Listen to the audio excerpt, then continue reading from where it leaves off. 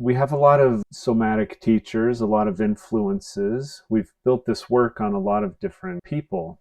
One of them is named Frederick Matthias Alexander. He was a contemporary of Sigmund Freud, but unlike Freud, who was breaking us into different minds and different pieces of ourselves, Alexander took the opposite tack, and he said, no, it's all one.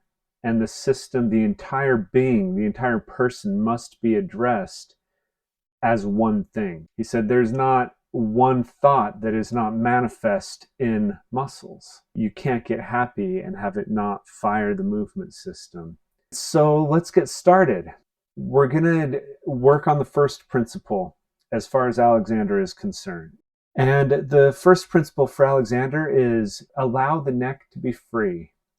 The most important point in your body is where your skull connects to your spine. Alexander lost his voice. Nobody could help him. He sat in front of a mirror and realized whenever he went to speak, he would try and speak.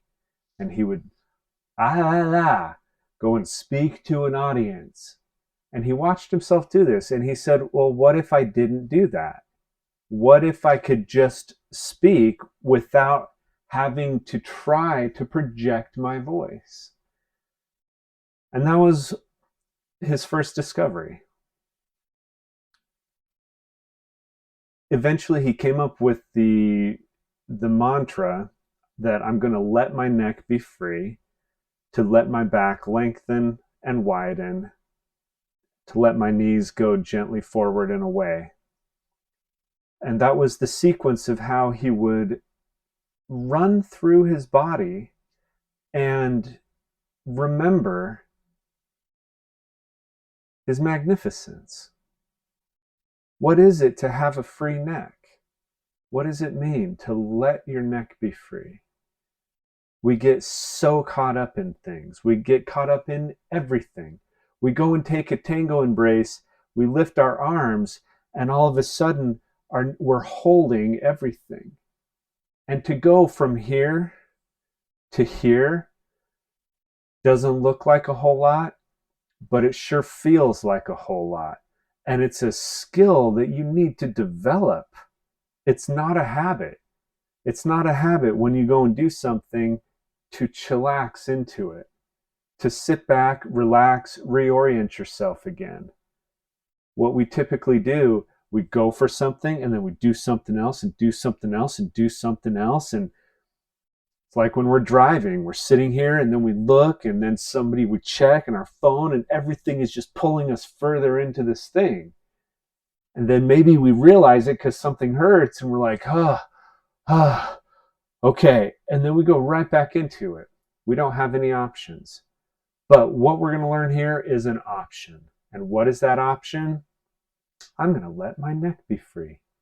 Now there's two things to understand here. Those two things are the first two vertebrae in your spine. The top one is called the atlas because it's where the world sits. And this one has a very specific rocking mechanism that goes up and down. The second one is the axis. And this is the one that turns your head sideways like this. Now, what we typically do, we go to say yes, and we use like our whole neck, and we go here, and we do this yes. We can't isolate the movement to that top joint. Similarly, when we say no, we kind of seize. We don't just let the head rock on that second vertebrae, the only rotational joint in the entire body, that second vertebrae.